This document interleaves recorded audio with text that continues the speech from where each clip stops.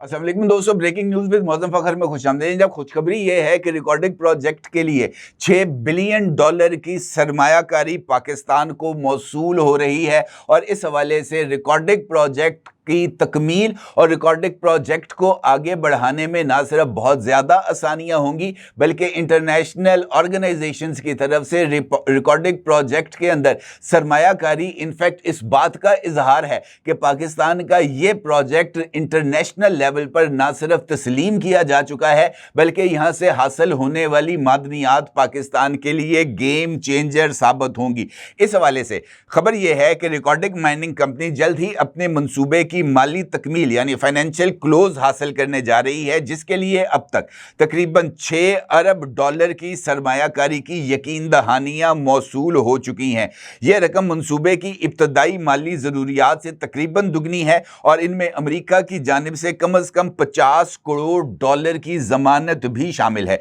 एशियाई तरक्याती बैंक और आलमी बैंक ग्रुप ने मुश्तरका तौर पर $1.05 बिलियन की मंजूरी दी है, जिनमें से एशियन डेवलपमेंट बैंक रिकॉर्डिंग मंसूबे के लिए $30 करोड़ कर्ज और बलूचिस्तान हुकूमत के लिए $11 करोड़ की जुज़वी कर्ज गारंटी फराहम करेगा। एशियाई तरक्याती बैंक के सदर मासातू कांडा ने कहा कि रिकॉर्डिंग मंसूबा न सिर्फ अहम मादनियात की आलमी तलब को पूरा करेगा बल्कि पाकिस्तान की मईशत के लिए गेम चेंजर भी साबित होगा, जो रोज़गार के मौके, इलाकाई तरक्की और समाजी बहबूद के मंसूबों को फ़रोग देगा। ये डेवलपमेंट न सिर्फ बहुत ज़्यादा अहमियत की हामिल है बल्कि इस बात की तरफ इशारा है कि पाकिस्तान अब इंशाअल्लाह बहुत जल्द अपनी माशी खुद मुख्तारी और खुद इन्हिसारी की तरफ आगे बढ़ेगा। इस रिकॉर्डिंग प्रोजेक्ट से जो पहली खेप है मादनियात की, जिनमें तांबा और सोना शामिल है, उसकी 2028 तक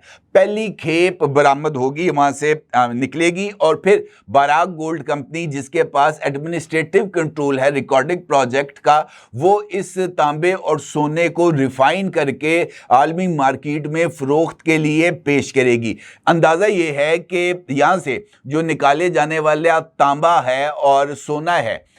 उसकी जो ज़खायर है, उनकी मालियत इंटरनेशनल मार्केट में तकरीबन $5 ट्रिलियन के लगभग है। और ये बात भी बताई जाती है कि इस प्रोजेक्ट से औसतन सालाना 8 लाख टन तांबा पैदा होगा, यानी यहाँ से निकाला जाएगा और ये जो मिकदार है ये हर साल इसमें इजाफा होगा। और यही वजह है कि पाकिस्तान के फील्ड मार्शल सैयद आसिम मुनीर ने हालिया दिनों में एक इंटरव्यू में इस बात का इजहार किया था कि जनाब ये जो $2 अरब है पाकिस्तान को महज पहले साल हासिल होगा 2028 में, जब यहाँ से तांबा और सोना निकाला जाएगा और उसके बाद हर साल इसकी जो मालियत है उसमें इजाफा होता चला जाएगा और फिर रिकॉर्डिंग 1 के साथ रिकॉर्डिंग 2 भी शुरू किया जाएगा, जहां से और ज़्यादा ज़मीनी मादनियात हासिल होंगी। अब इम्पॉर्टेंट बात यह है कि ये जो तांबा और सोना यहाँ से निकाला जाएगा, इसको मुंतकिल किया जाना है और उसके लिए रेलवे ट्रैक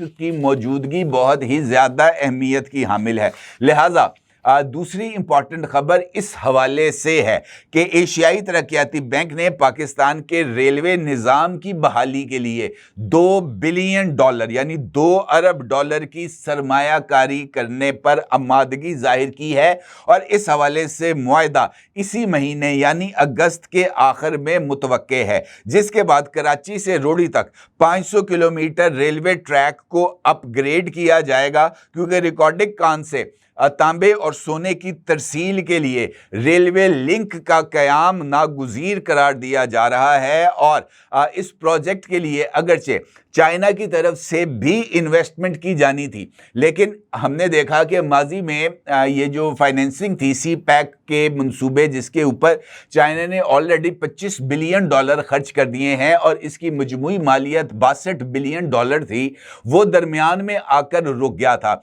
कम अज़ कम 5 बरस तक तक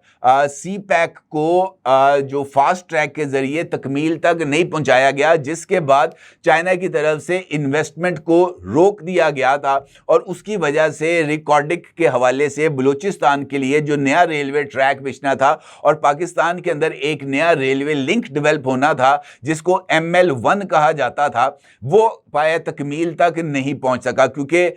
ML1 का तकमील के बाद जो रेलवे का सफ़र था वो ना सिर्फ जदीद हो जाना था बल्कि उसके नतीजे में जो सफ़र है उसकी जो तवालत है उसमें भी कमी होनी थी। अब चूंकि सी पैक के तहत सी पैक 2 को लॉन्च किया जा रहा है, चाइनीज़ वज़ीर ख़ारजा पाकिस्तान का विज़िट करके जा चुके हैं, पाकिस्तान के प्राइम मिनिस्टर और आर्मी चीफ ने इसी महीने के आखिर में दोबारा चाइना जाना है और वहाँ पर जाके प्रेसिडेंट शी से मुलाकात करनी है, जिसके बाद सी पैक 2 दोबारा इनिशिएट होगा और ML1 भी पाया तकमील तक पहुंचेगा। लेकिन चूंकि अब ज़रूरत इस बात की है कि फौरी तौर पर रेलवे ट्रैक को अपग्रेड किया जाए, तो उसके लिए एशियाई तरक्याती बैंक से रब्ता किया गया था और एशियाई तरक्याती बैंक ने ये जो प्रोजेक्ट फाइनेंसिंग है इब्तदाई तौर पर $2 बिलियन की इसकी मंजूरी दे दी है। ML1 के तहत 1800 किलोमीटर का रेलवे ट्रैक बनना था और इसके लिए 2015 में ये जब सी पैक के हवाले से जो इन्वेस्टमेंट पाकिस्तान में आ रही थी उस वक़्त ये बनना था। अब 10 साल गुजर चुके हैं। ये अगर दरमियान के अंदर इस ये जो तरक्की का सफ़र था ये ना रुकता तो फिर जनाब ये जो ML1 है ये भी इनिशिएट हो चुका होता, सी पैक भी इस वक्त मुकम्मल तौर पर फाल होता और पाकिस्तान की मईशत को इस्तेहकाम का सबब बनना था, लेकिन ये मंसूबा ताख़ीर का शिकार हो गया। अब ये रिकॉर्डिक कॉपर एंड गोल्ड माइन मंसूबा जो है इसकी तकमील इस वक्त पाकिस्तान के लिए सबसे ज़्यादा इंपॉर्टेंस की हामिल है और इसी वजह से एशियाई तरक्याती बैंक से ये इन्वेस्टमेंट हासिल की गई है और रिकॉर्डिक कान के लिए इसके अलावा एशियाई डेवलपमेंट बैंक से $410 million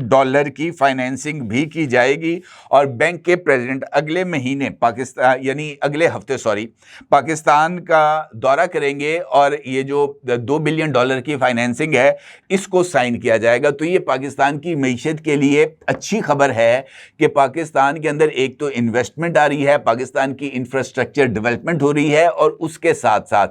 रिकॉर्डिक copper and gold mine project भी अब अल्हम्दुलिल्लाह कामयाबी के करीब है और 2028 में यहाँ से पहली खेप तांबे और सोने की बरामद की जाएगी, जिसके नतीजे में पाकिस्तान की मईशत के अंदर जो इजाफा है वो भी होगा, पाकिस्तान की मईशत मजबूत भी होगी और उसके नतीजे हमें यहाँ पर बेरोज़गारी के ख़ात्मे, सनती तरक्की और दीगर मुख्तलिफ जो इसके जो समरात हैं वो अवाम तक पहुँचेंगे। और तवक्को ये है और दुआ ये है कि अल्लाह ताला बलूचिस्तान के अंदर जो अमन है वो कायम हो ताकि उस अमन के समरात पाकिस्तान और पाकिस्तान के अवाम खुसूसन बलूचिस्तान के अवाम तक पहुँचें, क्योंकि उन्होंने गुज़िश्ता 2 दहाइयों में जितनी मुसीबतें, जितनी परेशानियां उठाई हैं उसका अजाला मुमकिन हो सके। अपनी जगह ज़रूर इज़हार कीजिएगा। आपको बहुत शुक्रिया। अल्लाह हाफ़िज़।